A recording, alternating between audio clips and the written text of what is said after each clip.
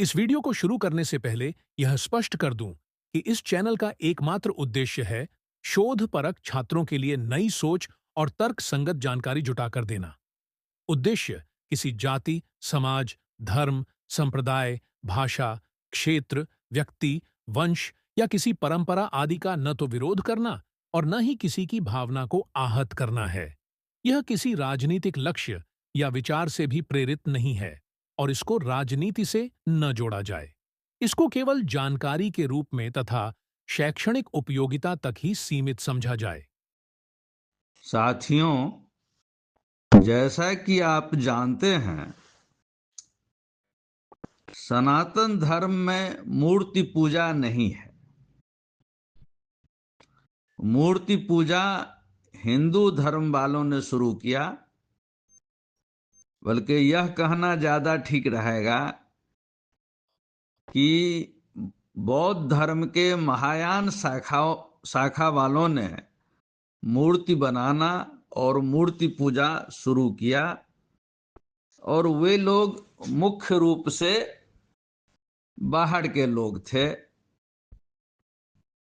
जिन्होंने बौद्ध धर्म अपनाने के बाद अपनी मूल संस्कृति को उसमें लाना चाहा और उसी से फिर हिंदू धर्म निकला।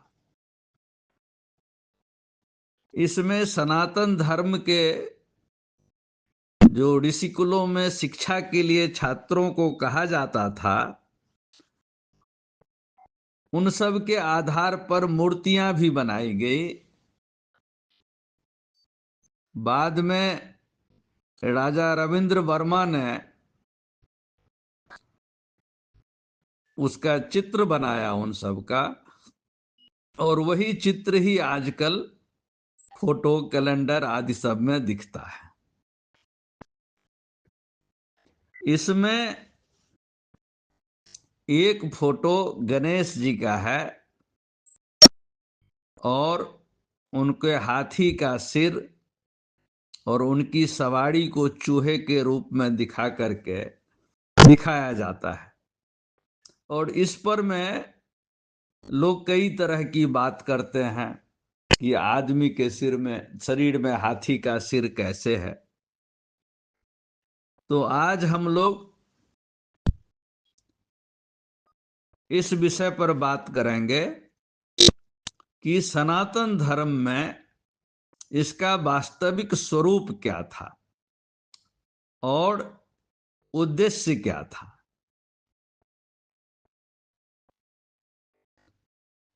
इसलिए आज का यह वीडियो बहुत ही रोचक हो सकता है, कृपया अंत तक सुनें। वीडियो शुरू करने से पहले मैं एक बार फिर से कह दूं कि इस चैनल का उद्देश्य किसी धर्म, जात, संस्था, समाज, रीति रिवाज, भाषा, क्षेत्र, किसी तरह की राजनीति आदि सबसे कुछ लेना देना नहीं है। यह सिर्फ एक वैचारिक चैनल है और जानकारी उपलब्ध कराने के लिए है। इसका और किसी बातों से, किसी तरह के द्वेष या राग जैसी वस्तुओं से कुछ लेना देना नहीं है, कोई संबंध नहीं है। तो आइए वीडियो की शुरुआत करते हैं।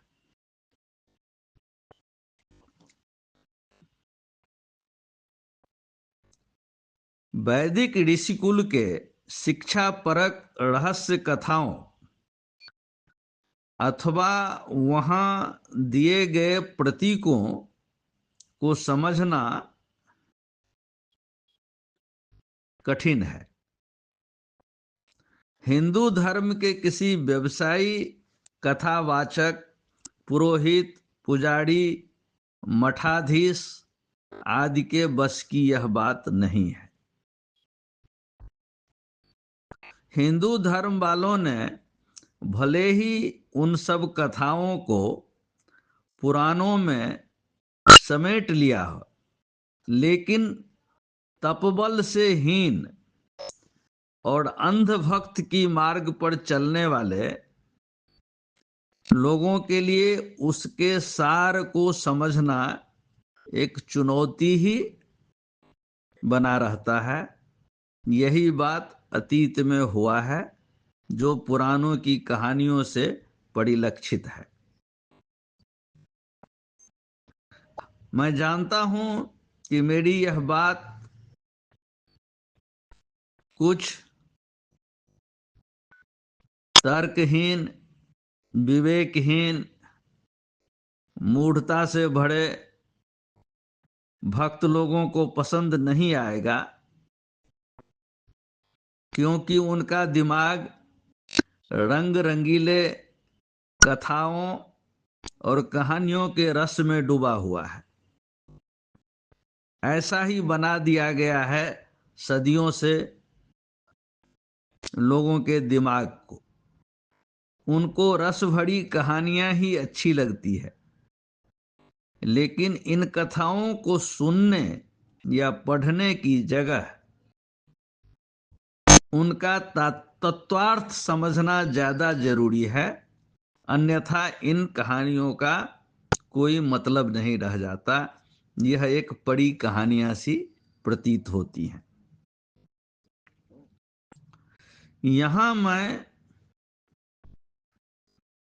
गणेश के जन्म के उस कहानी में नहीं जाना चाहता हूं जो लगभग सबको ही मालूम है। संक्षेप में यह समझिए कि क्रौंच नाम के एक गंधर्व पर पराशर ऋषि कुपित हो गए और उनके क्रोध से बचने के लिए वह गंधर्व चूहा बन करके गणेश जी के शरण में चला गया। फिर गणेश उसे पाल लेते हैं। अब यहां समझने की बात यह है कि गणेश कौन है, पराशर कौन है, क्रौंच से क्या मतलब है। क्योंकि बिना इसको जाने और अच्छी तरह समझे हम कथा के रहस्य तक नहीं पहुंच सकते हैं। कारण कि इन सब कथाओं में साधना पथ के गंभीर रहस्य छुपे हुए हैं। यहां जो नाम दिए गए हैं वह किसी व्यक्ति के नाम नहीं है, और इन कथाओं में कोई इतिहास भी नहीं है।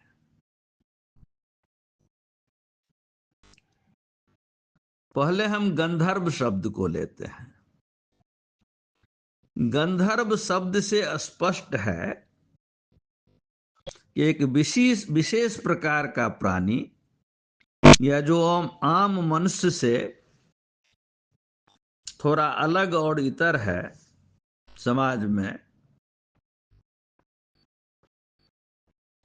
और जो रस, रूप, शब्द, गंध और स्पर्श आदि पंच विकार से अलग हटकर केवल गंध से अर्थात सूंघ के ही जान लेने की क्षमता रखता है, ऐसे व्यक्ति को गंधर्व कहा जाता था। वास्तव में साधना जगत में यह स्वान स्वरूप भैरव अवस्था को प्राप्त साधक के लिए कहा जाता था।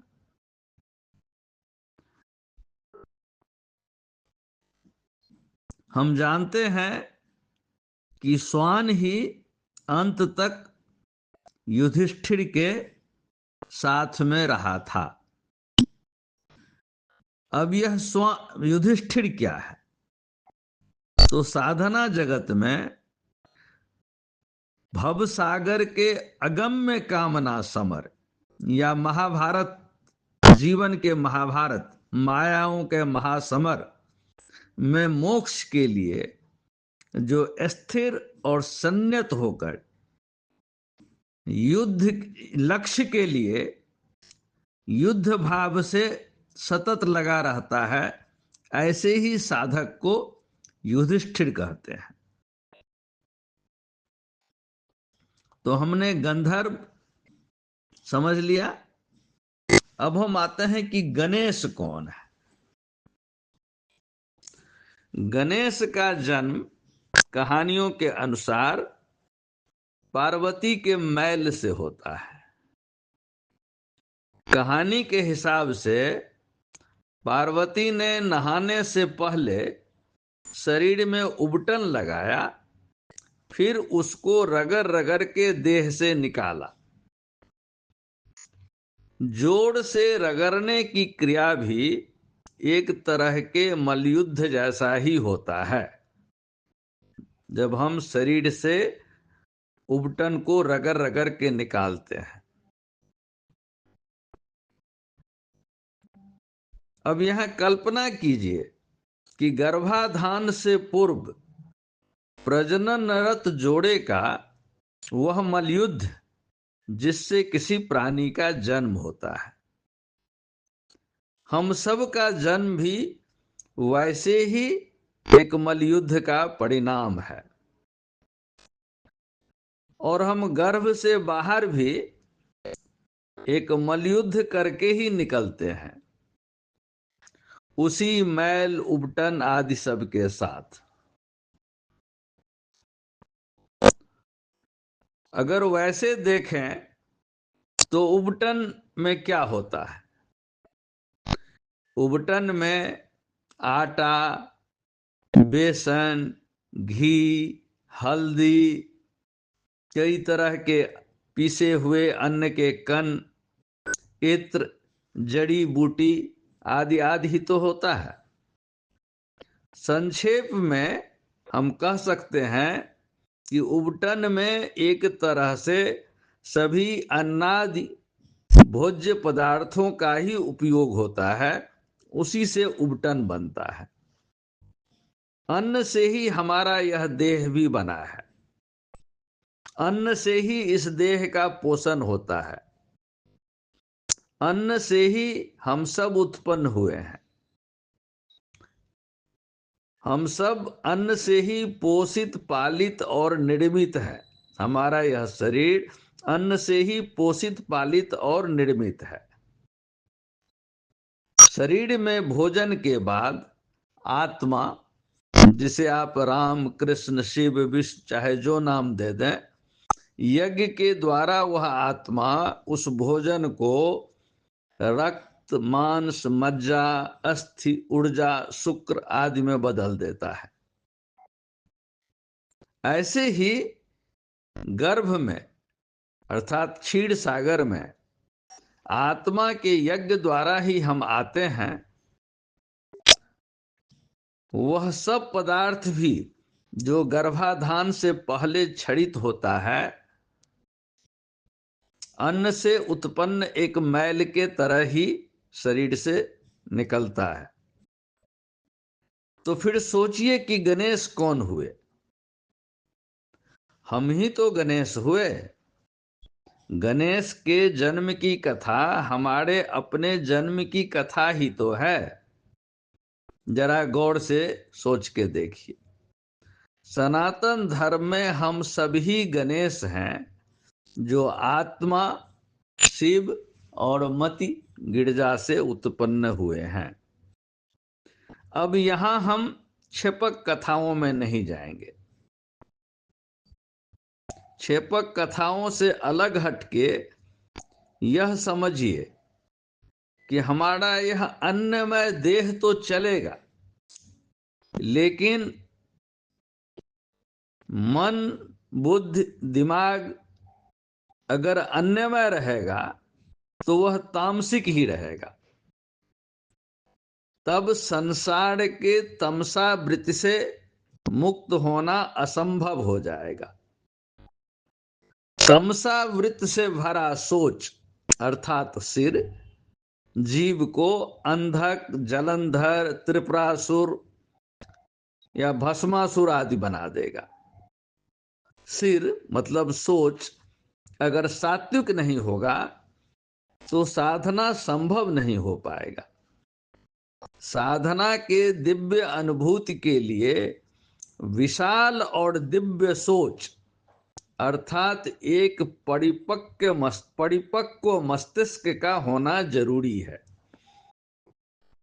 इसलिए इस अन्न में सिर का छेदन परमावश्यक हो जाता है। लेकिन यह सिरोच्छेदन तो केवल आत्मा अर्थात शिव ही कर सकते हैं। शिव कौन है? आत्मा ही तो है।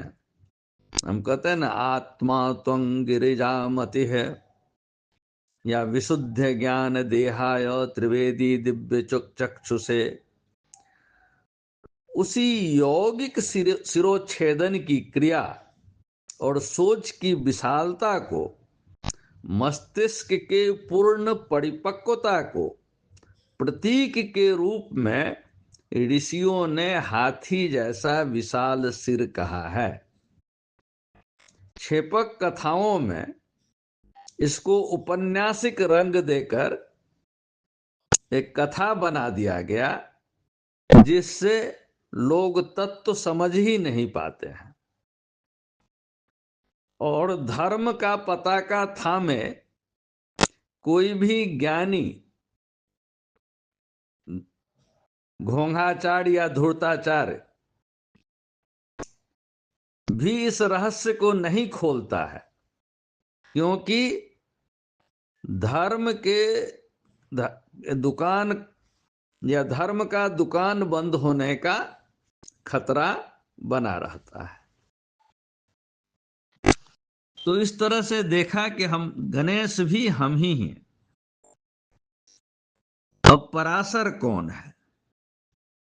जो परा विद्या का सर अर्थात सरोवर है वही पराशर है।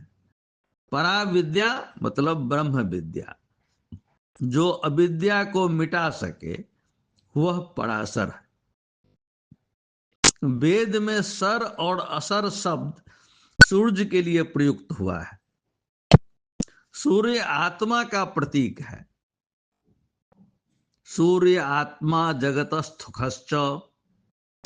ज्योतिष शास्त्र में भी सूर्य आत्मा का कारक माना गया है। उसी सूर्य अर्थात आत्मा को वरण करने का संकल्प द्विज बनते समय लिया जाता है। तत्सवितुर्वरेण्यम, मैं उस सविता का वरण करूंगा। जो सब कौन सविता? तो जो हजारों सूर्य से भी ज्यादा प्रकाशवान है और हमारे अंदर आत्मा रूप में ही विद्यमान है।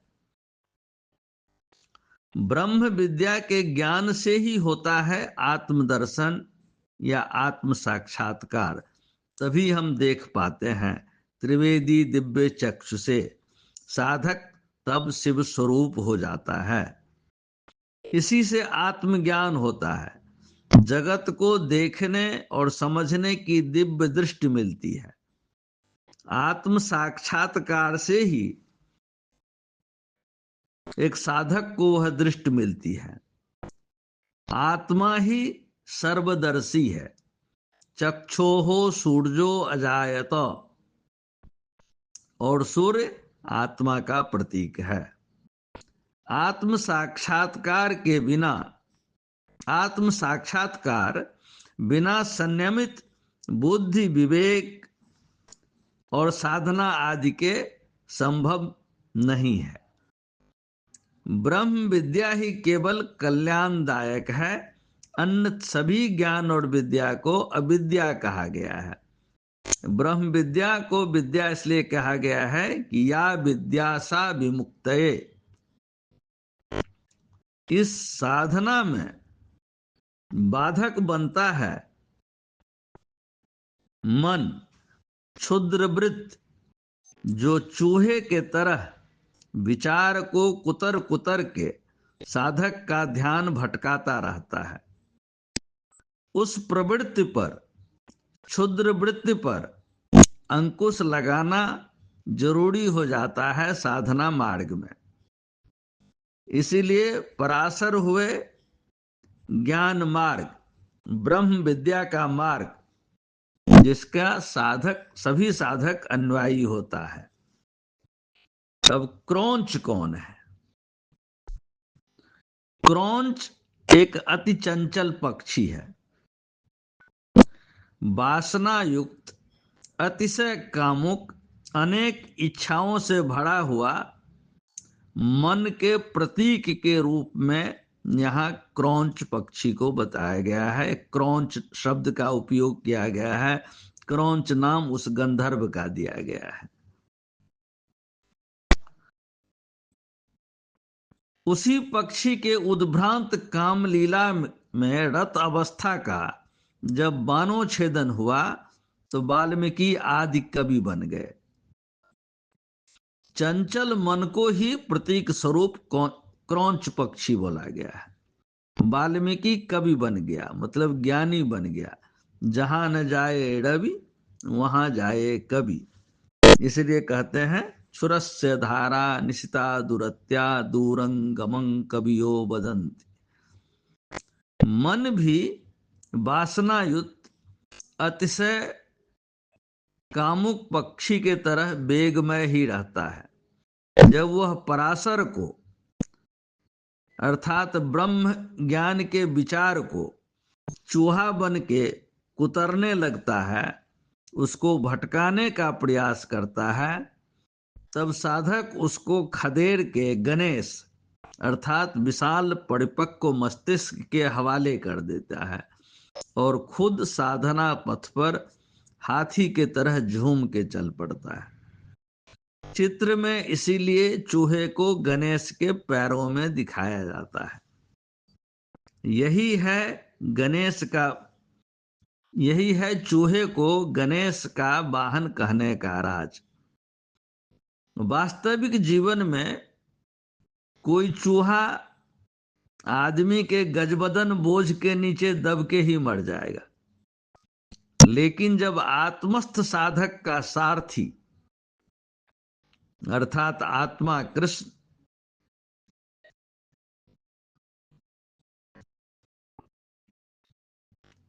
सक्रिय रहता है, तब क्षुद्र बुद्धिवृत्त यानी चूहा रूपी मन नियंत्रण में आ जाता है। मन से ही ध्यान होता है, उसको मन को ही नियंत्रित करके योगी ध्यान में समाधिस्थ होता है। पैर में चूहा को रखने का मतलब है कि क्षुद्र बुद्धिवृत्त से अलग होकर के अपने इष्ट पर में केंद्रित रहते हुए साधना पथ में आगे बढ़ते रहना, हाथी की तरह झूम के चलना। यही गणेश की मूर्ति में संदेश है। मैं जानता हूं मेरी बातें बहुत लोगों को शायद पसंद में नहीं होगा, क्योंकि वे कहानियों में डूबे हुए हैं, लेकिन इन ऋषिकुल के प्रतीकात्मक कथाओं को समझने का मेरे ख्याल से मार्ग भी, एकमात्र मार्ग भी यही है। हिंदू धर्म के आचार्य सब इसको कभी नहीं बताते, न स्वीकार करेंगे, उनको अपने धंधे का सवाल है। लेकिन सनातन धर्म में वहाँ के ऋषि जो अपने शिष्यों को, वो सिद्ध सन्यासी जो अपने शिष्यों को, अपने छात्रों को संदेश के रूप में सुनाते थे, उसका तत्वार्थ यही है। आपने सुना और अगर अच्छा लगा तो इसको शेयर और लाइक अवश्य कीजिएगा। चैनल को सब्सक्राइब भी कीजिए, यही विनती है। धन्यवाद।